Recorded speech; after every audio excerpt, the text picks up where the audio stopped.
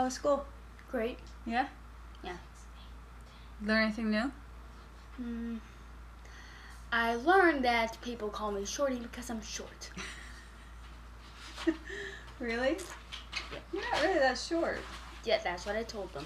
Oh, and what'd they have to say? Whatever, Shorty, come on. Okay, so this is A Course in Miracles, and we are going to begin with lesson 15. 15 basically says that my thoughts are images I have made, and that I have made up these thoughts. And in A Course in Miracles, we talk about the difference between something that is made and something that is created. Everything is created through God. Anything that is made by man on the sands of time, and it has an expiration date, and it can be threatened because it's made by man. That's why A Course in Miracles begins with, nothing real can be threatened and nothing unreal exists. Herein lies the peace of God. So nothing real can be threatened, and that's the thoughts of God. So when I'm making these thoughts, I'm making illusions and I'm making images that I don't need and don't serve me and have never served God. So we get into the habit of making, but when I relax and give up the making and I allow God to have my mind, I will receive the thoughts of God. I'm responsible for what I see. That's chapter 22. It talks about the responsibility of sight. And most of the time, these thoughts, I see things because I'm thinking it. I don't see it to believe it. I see it because I've believed in it. So these thoughts that I think are making these images that I see. So the lesson basically says, it is because the thoughts you think appear as images that you do not recognize them as nothing. You think them, and so you think you see them. This is how your seeing was made. This is the function you have given your body's eyes. It is not seeing. It is image making. It takes the place of seeing, replacing vision with illusions. So this is basically what it's saying. It's saying that we're in the state of illusion, and we're called to seek first God, right? Now, if we were already in the state of God, recognizing our oneness with God, we wouldn't need to seek. There'd be no need to seek, because we recognize our oneness with God. As long as we're in the business of image making and of separate thinking, we have to seek first God. We have to actively seek first God.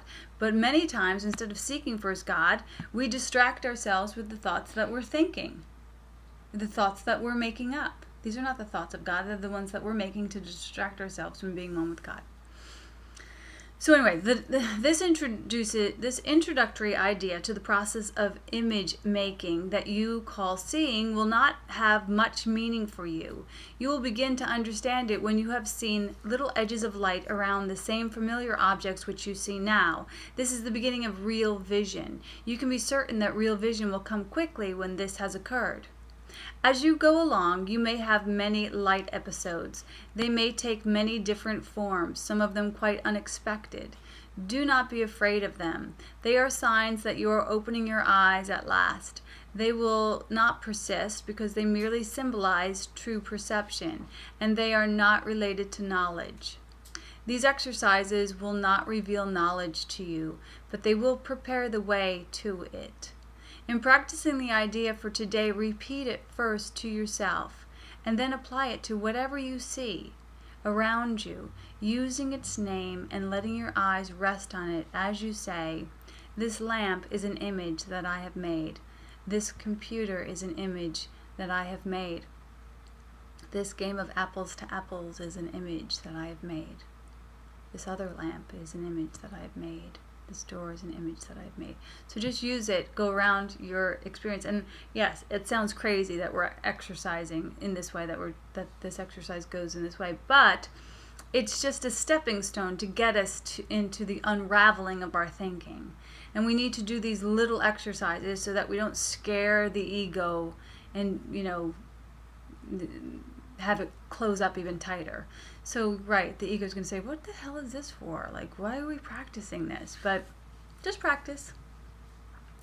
It is not necessary to include a large number of specific subjects for the application of today's idea. It is necessary, however, to continue to look at each subject while you repeat the idea to yourself. The idea should be repeated quite slowly each time. Although you will obviously not be able to apply the idea to very many things during the minute or so of practice that is recommended, try to make the selection as random as possible. Less than a minute will do for the practice period. If you begin to feel uneasy, do not have more than 3 application periods for today's idea, unless you feel completely comfortable with it, and do not exceed 4. However, the idea can be applied as needed. So that's basically it. The lesson for the day is my thoughts are images I have made. And one other note, talking about the light episodes, people get tripped up on it. It can be a total invitation to the ego to be like, oh, I saw lights, I saw things glimmering, and just don't get caught up in it. Don't be weird. Ken Wapnick says that. Like, don't be weird. Just do the lessons. Don't take them too seriously. Just do the freaking lessons. And don't let them trick you into believing that it's more or less. It just is. It's just a little exercise to unravel our sideways thinking so that we might align it with the thoughts of God. And 3 practice periods will do the do. So, have a great day. Subscribe to the channel if you're called to. If not, enjoy. It's not that unusual when everything is beautiful. It's just another